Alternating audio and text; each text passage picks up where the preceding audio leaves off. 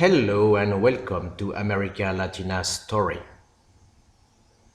The Battle of Acosta Ñu took place in Paraguay on the 16th of August 1869 during the War of the Triple Alliance. The context was as follows. Not having been able to conquer Latin America militarily, the English managed to get their hands on the destinies of the continent through their Masonic lodges and their bankers by financing, through loans impossible to repay, the various wars of independence that took place there during the 19th century. The heads of states of Paraguay, who had always followed an isolationist policy, had refused to accept the interference of the English and their bankers in the internal affairs of their country. Refusing British rule was a dangerous game. Paraguay was the only country on the continent to hold this position, and the British were determined to correct this situation and set an example. Using the debt that these countries had contracted with their bankers, the English, therefore, organized a triple alliance made up of Brazil, Argentina, and Uruguay, all neighboring countries of Paraguay, to invade and annihilate the country and its recalcitrant government. The war started in 1865. But by the middle of 1869, the Paraguayan army was on the run and the capital Asunción was under Allied occupation. Francisco Solano Lopez, the Paraguayan president, refused to surrender and retreated to the north of the country, vowing to keep fighting to the end.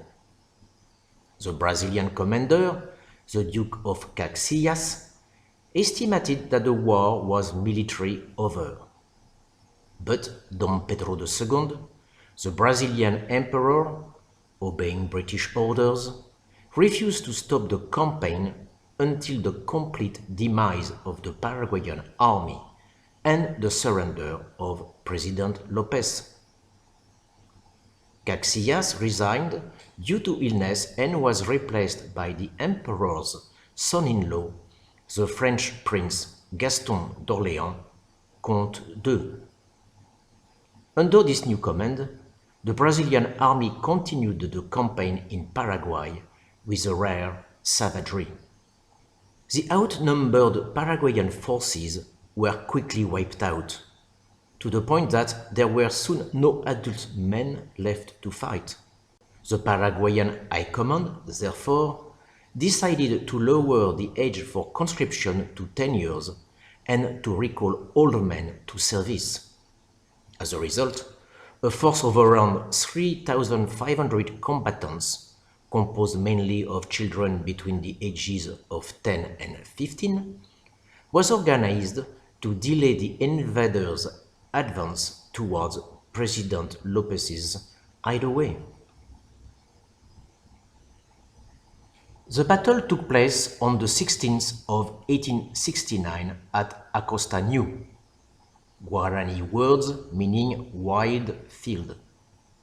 It involved a force of 18,000 Brazilian and 2,000 Argentinian soldiers, facing around 3,000 Paraguayan children fighters.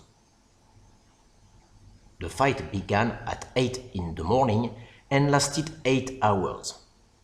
The Paraguayan children put up fierce resistance to the Brazilian assaults, but Comte II ordered his artillery to open fire and then sent his cavalry into a devastating charge to achieve victory.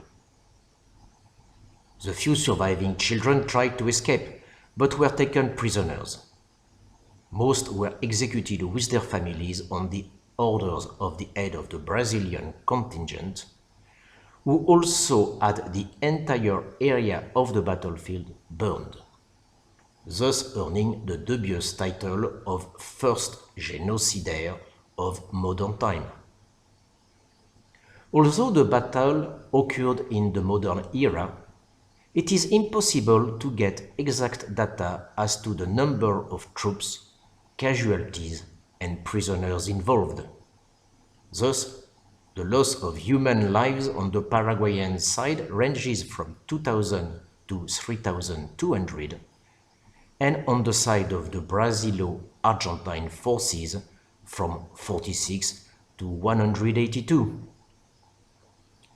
Paraguayan President Solano Lopez was finally surrendered and shot by Brazilian troops at Cerro Cora on March 1, 1817.